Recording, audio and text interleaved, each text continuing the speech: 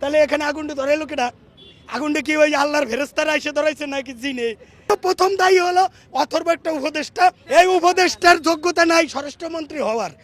এই স্বরাষ্ট্র উপদেষ্টা বুড়ো ভাম, এই স্ত্রী রাখার সক্ষমতা রাখে না, এ রাষ্ট্র রাখবে কোথেকে? আর আসিফ নজরুল সে ছাত্রীদের সাথে প্রেম করতে করতে তার আর এই আইন নিয়ে ঘাটাঘাটির সময় নাই।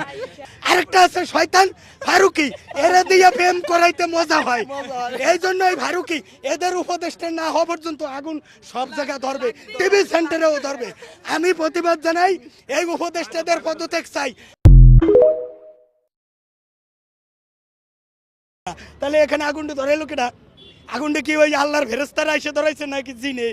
প্রথম দায়ী হলো অথর্ব একটা উপদেষ্টা।